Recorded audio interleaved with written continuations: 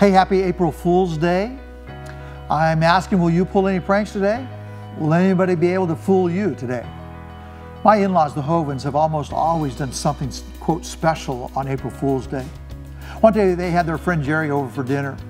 After dinner, they bring out this dessert from the freezer, a luscious looking dish of vanilla ice cream with chocolate sauce dribbled over it.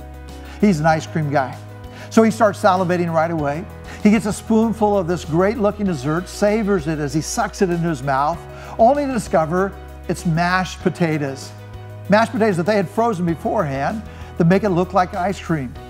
It didn't look quite as luscious coming out of his mouth as it had going in. You know, the custom of playing practical jokes on people has been part of our traditional celebration dating back as far as ancient Rome. It's said to be related to the vernal equinox and the coming of spring, the time when nature fools us with the sudden changes, right, between showers and then you have sunshine. Do you ever find yourself feeling like a fool? God doesn't want us to be foolish. He actually wants us to be wise. He wants to lead us in the way of wisdom. He wants us to search for His wisdom. Proverbs, of course, is the book of wisdom. In chapter 1, verse 7, we read, "The fear of the Lord is the foundation of true knowledge, but fools, they despise wisdom and discipline." So when we study Proverbs, you see really two distinct paths. You can make the choice on which path you go, right? The way of the wise or the path of the foolish. Wisdom brings many rewards, victory, protection, blessing, and peace. The foolish path, however, that's what brings destruction. In fact, you go in that same chapter, verse 32, and it says this, "Fools are destroyed by their complacency." Have you been complacent about spiritual things, about your spiritual life? It's exactly what Satan tries to do.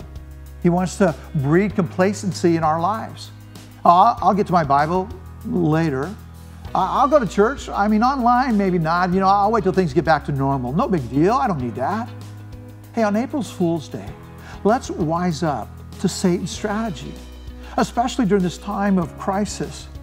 Solomon, he gives us the alternative in verse 33. "But all who listen to God, they will live in peace, untroubled by fear of harm." Isn't it time that you and I commit to listen to God? Listen to God and live in peace? Again, we get to choose. We get to choose. So listen to God or choose the foolish route. A fool does it their own way. A fool will be stubborn, full of pride. A fool despises wisdom and discipline. But the most disturbing words spoken in Scripture about a fool are found in Psalm 14, verse 1. "The fool says in his heart, there is no God." Now, before we go around condemning others, we got to be honest. Right? We need to admit that all of us, at one time or another, we have played the fool. We've been foolish in some of the choices. We have chosen some unwise things. So here's our prayer. God, help us to listen to you, to choose wisdom in all that we do and all that we see.